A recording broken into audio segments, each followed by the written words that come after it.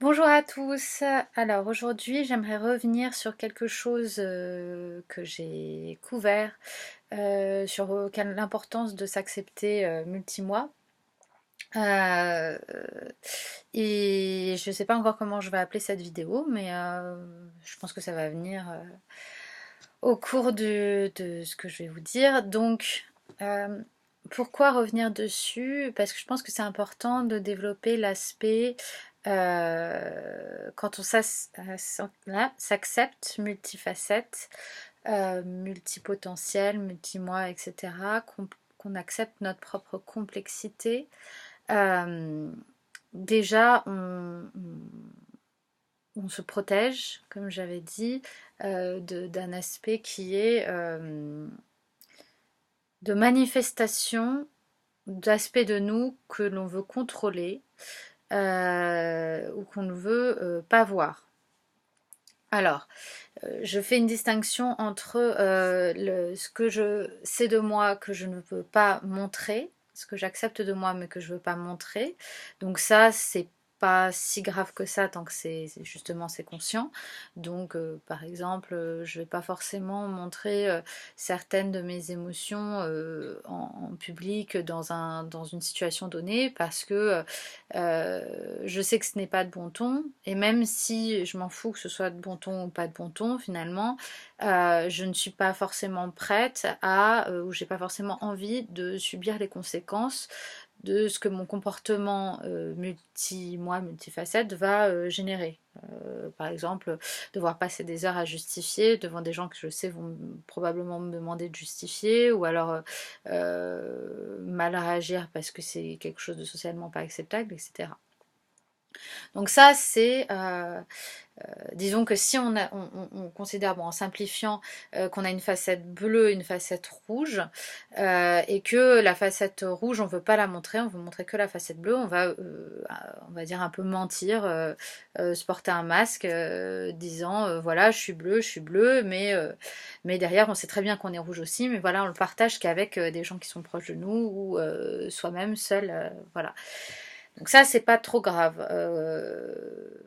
C'est pas hyper dangereux, tout le monde le fait, plus ou moins. Quand on le fait beaucoup, ça devient quand même un peu dangereux. Mais voilà, surtout quand on cherche dans le regard de l'autre une reconnaissance et une approbation. Parce que là, il y a décalage quoi, entre je suis bleu, je sais que je suis rouge, mais tu me renvoies une image de bleu, je déteste de plus en plus mon aspect rouge, etc. Et ça peut mener à le deuxième cas dont je veux parler, c'est le cas où soi-même, on refuse son aspect multifacette, certaines de nos facettes, et on va finalement, eh bien, donc je veux juste préciser que quand c'est dangereux quand on passe au-delà de l'acceptation. Je dis pas qu'il faut exprimer toutes ces facettes. Par contre, le fait de les accepter, certaines ne sont pas exprimable, on va dire, socialement. Mais juste le fait de savoir qu'on est ça et d'être ok avec ça et de s'aimer avec ça, c'est très important pour pouvoir ne pas passer dans cette deuxième chose qui serait de soi-même se cacher qu'on a une facette rouge. Donc la différence, donc au début ça serait juste de dire les autres m'attendent bleu, je vais leur dire que je suis bleu, mais je sais très bien que je suis rouge aussi, je l'accepte, mais je choisis de ne pas l'exprimer. L'autre aspect qui est là dangereux, c'est de dire rouge c'est mal, ou je ne veux pas être rouge, et petit à petit je vais me le cacher que je suis rouge, parce que je ne peux pas supporter d'être inconsistant avec ce que je veux être. C'est important l'inconsistance, justement, c'est une des choses qui, je pense, mène à ça, c'est qu'on nous demande socialement d'être consistant, et justement, nous sommes assez, enfin en tout cas, nous ne sommes pas consistants comme ça. Notre consistance, elle vient d'ailleurs, elle vient pas du fait qu'on est soit bleu, soit rouge. Voilà. Bon. Et résultat, à force de vouloir se cacher cet aspect rouge à soi-même, on va l'enfermer, mais c'est comme si cet aspect rouge avait une certaine énergie, et en fait, plus on essayait de le réprimer, plus il va sortir par des fissures. Donc c'est là on a un aspect un peu dont je parlais symboliquement de loup-garou ou Dr Jekyll et Mr Hyde, c'est-à-dire qu'on va avoir des comportements de temps en temps qu'on ne va absolument pas contrôler, qu'on va avoir tendance à oublier, qu'on va, en tant que multimois, s'acceptant un peu déjà multifacette, qu'on sait mais dont on n'a pas conscience. Donc je sais que je fais ça, mais ça rentre pas dans la logique de ce qui est conscient, donc je vais le laisser de côté. Et c'est là qu'on frôle en fait pour moi la maladie mentale. Et donc moi la première fois que j'ai expérimenté ça, c'est après avoir fait euh, en ado plusieurs régimes qui fonctionnaient. Ben en fait j'ai plus pu en faire du jour au lendemain. Alors bon, j'ai fait quelque chose d'assez difficile, une relation assez difficile, et surtout il me semble que ça vient du fait que le dernier régime que j'avais fait, en fait ça m'avait mené à tomber dans les pommes au milieu d'un centre de loisirs. Ça m'avait fait extrêmement peur. Je pense que c'est vraiment un événement qui m'a vraiment chamboulée. Et donc, y a une partie de moi qui s'est réveillée très forte et qui m'a dit non, le régime, c'est pas bon pour toi. Moins manger, c'est pas bon pour toi. Et donc, ce qui se passait, c'est comme je voulais être au régime, je voulais perdre du poids, et pour moi, c'était très important. Eh bien, je me suis mise à agir de la manière un peu Dr Jekyll et Mr Hyde, c'est-à-dire que je rentrais d'une journée difficile euh, et je me mettais à vider les placards, à manger tout et n'importe quoi.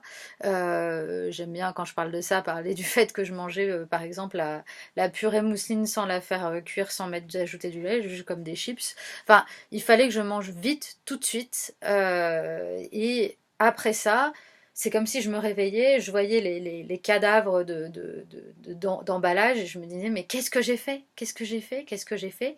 Et euh, je me mettais à l'oublier. Alors, je m'en rappelais toujours, parce que, encore une fois, j'ai une pensée très multimois, mais je me disais, non, non, je suis au régime, je vais maigrir. Je le sais, je suis au régime parce que j'y pense tout le temps. Donc, comme j'y pense tout le temps, je suis au régime, je vais maigrir.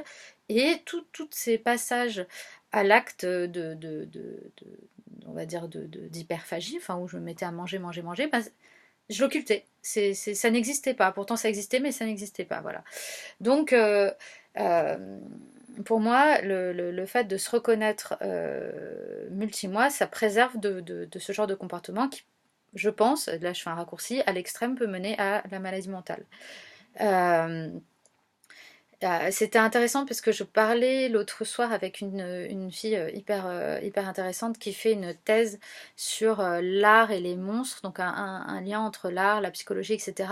Et elle me disait que ce passage au fait de reconnaître sa multiplicité, aussi quelque chose dont je parle souvent, quelque chose qui est de dire que les mots n'ont pas de sens, n'ont que le sens qu'on aimait finalement, donc n'ont pas de sens universel, c'est ça que je veux dire. Finalement, c'est une étape de passage de l'artiste. Alors là où elle me disait que c'était dangereux, c'est que dans son étude, elle s'était rendue compte que de passer par là, alors je ne vais pas dire que c'est exactement ça qu'elle a dit, parce que je pense qu'elle parlait de beaucoup de choses, c'était compliqué, elle a résumé, donc moi c'est ce que j'ai compris en tout cas. Passer par là, ça pouvait être dangereux parce qu'on frôlait en quelque sorte le trou noir, le fait de se rendre compte qu'il n'y avait rien. Et, euh, et donc ça pouvait mener, on va dire, j'en sais rien, au suicide, à la dépression, etc.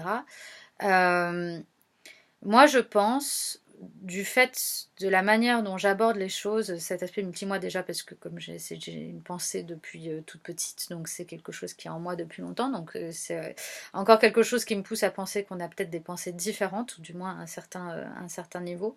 Mais ce que je pense, c'est que c'est une... si on va là-dedans sans un profond amour de soi, euh, et je pense que c'est normal que je puisse faire ces vidéos maintenant et pas avant, je vous en avais parlé, mais pas avant de vraiment arriver à m'aimer, à pouvoir me dire naturellement dans une glace je t'aime. Euh, c'est pas sans un profond amour de soi qu'on peut aller explorer ça. Et à l'inverse, c'est en allant explorer ça qu'on peut avoir un fort amour de soi. Disons que c'est pas dissociable. C'est un petit peu comme, je fais le lien avec ce que disait, je cite encore Guy Corneau, mais dans son livre Le meilleur de soi et dans une conférence que j'ai vue de lui, il disait ça sert à rien. Enfin, c'est même mauvais d'aller faire une psychanalyse sur ce qui ne va pas sans aller éveiller chez la personne sa puissance créatrice en même temps. C'est-à-dire que si on va que dans le négatif, dans une psychanalyse, etc., que dans les souffrances et tout, et j'en ai vu, les gens peuvent se retrouver coincés là-dedans et se coincer dans l'auto-analyse, dans l'auto-évaluation des souffrances sans en sortir. Et la manière de finalement d'en sortir, c'est en même temps explorer cette envie, cette puissance créatrice qu'on a aussi. Et finalement, plus on va se découvrir, plus on va voir ça, plus on va pouvoir accepter nos multifacettes, même celles qu'on n'aime pas ou qu'on pense ne seront pas acceptables. Et en même temps, euh, c'est en se découvrant tout ça qu'on va pouvoir nourrir aussi cette puissance créatrice. Voilà, donc je ne sais toujours pas comment je vais appeler cette vidéo. Je vais l'arrêter puisque je pense avoir touché beaucoup de sujets. J'avais encore quelque chose dont je voulais parler, c'était le fait du présent. Bon, je vais faire encore un parallèle. Bon, j'ai encore quelques minutes qui est que j'en parlais, pour moi, il n'y a que l'instant qui existe. C'est-à-dire, et ça aussi, ça peut faire très peur. C'est un grand goût, on va dire un trou noir, encore une fois, c'est que l'instant est la seule chose qui existe. Le passé, c'est un enregistrement, qui peut être un enregistrement de mémoire, de films, de livres, etc. Et le futur, ce sont des projections. Mais ce n'est pas encore arrivé. Et ce qui est passé n'arrive plus. Il n'y a que l'instant qui existe. Seulement, là où ça peut être déjà ça, c'est bon, difficile on va dire, à accepter. Et ce qui est encore plus difficile à accepter, c'est que on ne peut pas saisir l'instant. L'instant, il est déjà parti quand on y pense. C'est comme un point. Un point sur une feuille de papier, c'est conceptuel parce qu'on peut représenter un point, mais ce ne sera jamais un point parce qu'un point, c'est indivisible, enfin, on voit ça en géométrie, c'est finalement un point représenté sur le papier, c'est une tâche, c'est plusieurs points ensemble. Donc, le fait de se rendre compte que la seule chose qui existe nous échappe, même si on peut avoir un ressenti de cette chose, parce qu'en dilatant le temps, en faisant un zoom sur le temps, on peut avoir ces ressentis de l'instant. Finalement, c'est pas quelque chose qu'on va pouvoir attraper logiquement, même en expérience, j'ai envie de dire. Et résultat, ça peut être très déroutant. Ben, pour moi, c'est la même sensation, cette histoire de multi-moi. Et c'est par l'acceptation, l'amour de soi qu'on peut aller aussi explorer ça. Et c'est en explorant ça aussi qu'on va pouvoir nourrir l'amour de soi. Voilà. Eh bien, je vous ai peut-être encore plus embrouillé, c'est encore une fois, c'est aussi le but. Et bah, certaines personnes, ça va les éclairer, cette vidéo. Et en tout cas, ben, n'hésitez pas à échanger et à me poser des questions et je réfléchirai sur les sujets que vous me donnez. Voilà, je vous embrasse très fort, je vous aime très fort et à très bientôt.